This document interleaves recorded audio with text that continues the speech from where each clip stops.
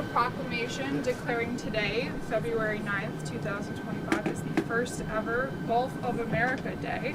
This follows the President's executive order issuing a name change from the Gulf of Mexico to the Gulf of America. And we're flying right over it right now. So we thought this would be appropriate. Even bigger than the Super Bowl. This is a big thing. And almost everybody now has assented to that. Attention on board. Ladies and gentlemen, if you could please direct your attention out the right side of the aircraft. Air Force One is currently in international waters for the first time in history, flying over the recently renamed Gulf of America. Please enjoy the flight, and we are now about to head westbound to Super Bowl 59. Wow, he did that well. That's a good Isn't that nice? You know, what about make America great again, right? That's what we care about. Okay, here we go.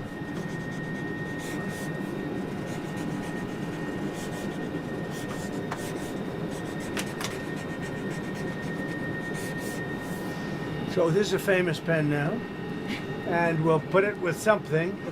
I'll ask you to do whatever you think we should do with it, Mr. Secretary. Do you want to talk about, Doug, Secretary of the Interior, and also working with Chris Wright on extracting vast amounts of oil and gas and making our country rich? Would you like to say something, Doug? Well, with the Gulf of America, this is a historic day. We want to thank President Trump. His executive order is what set this in motion.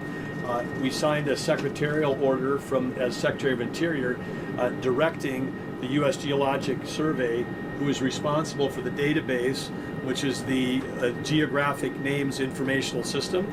And so just prior to this signing, if you will, the button was pushed. It became official with this proclamation to call today Gulf of America Day. But now it's going out. As we're sitting here right now, our team is calling all the map providers, so Google Maps, Apple Maps, all the map people. That change will take effect this afternoon to Gulf of America. So again, fantastic. Thank you, President Trump, for setting this all in motion with your executive order. It's an exciting, fun day, and great to do this as we're flying over the Gulf of America. We thought it would be very appropriate. Catherine, thank you very much for being here. So It's happy been a to very be here. important part of his life. And who knows what would have happened to it without you. It might not have been good. Here you go. Okay. Have you talked to Mexico about this? Do they have Actually, interestingly, I've never spoken to him about it. It was our call, and I have not spoken to him about. I've spoken to him about many other things, but I haven't really talked to him about this. They have never brought it up. I'm a little surprised at that, but they've never brought it up. Sir, can you tell us about your conversation with Vladimir Putin? I don't want to do that now. No, we're trying to end that war. It's a war that would have never happened if I were president. Would have never happened. But we're making progress, but I can't tell you. You suffered a couple of court losses, Mr. President, and J.D. Vance said judges aren't allowed to control the executive power. What's your take on that? But we're going to see what happens. We have a long way to go, and we're talking about fraud, waste, abuse. And when a president can't look for fraud and waste and abuse, we don't have a country anymore. So we're very disappointed with the judges that would make such a ruling. But we have a long way to go. We have to find all of the fraud that's going on. We have tremendous fraud, tremendous waste, and tremendous abuse, and theft, by the way. And the day you're not allowed to look for theft and fraud, etc., then we don't have much of a country. So no judge should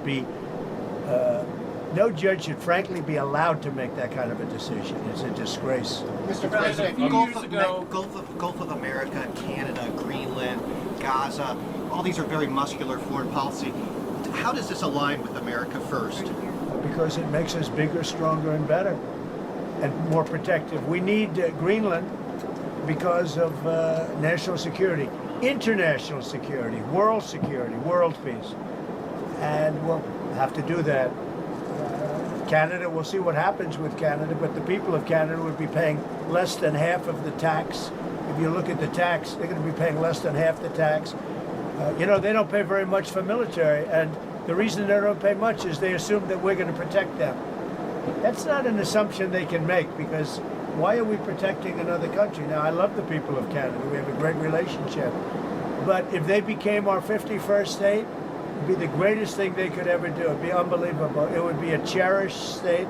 And think of how beautiful that country would be without that artificial line running right through it. Somebody drew it many years ago with a ruler, just a line.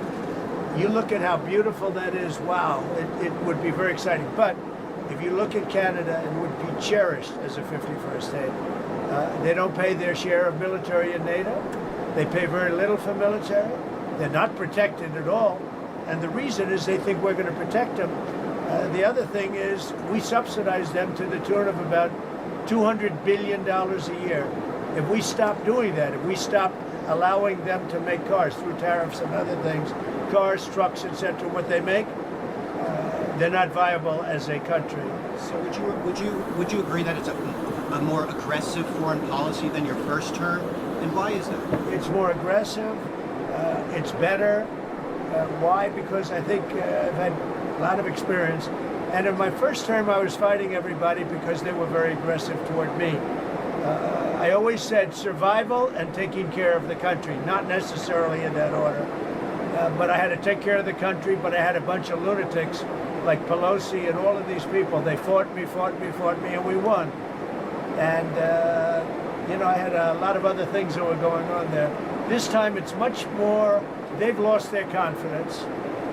I think they've lost the respect of the American people with, men participating in women's sports, with open borders, with transgender for everybody, for all the things that they're doing is so bad. When you allow people to empty their jails into your country with prisoners, killers, their mental institutions and insane asylums into our country, this is what they're doing.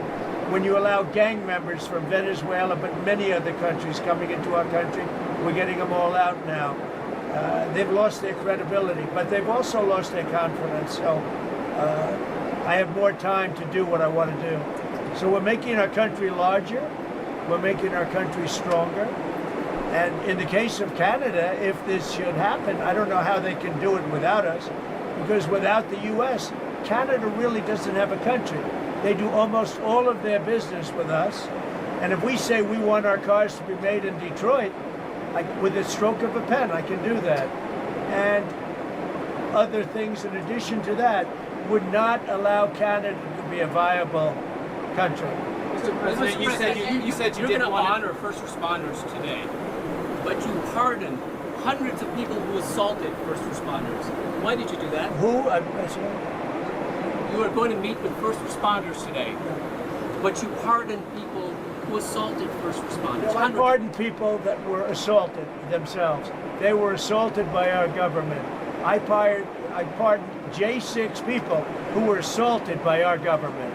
That's who assaulted, and they were treated unfairly.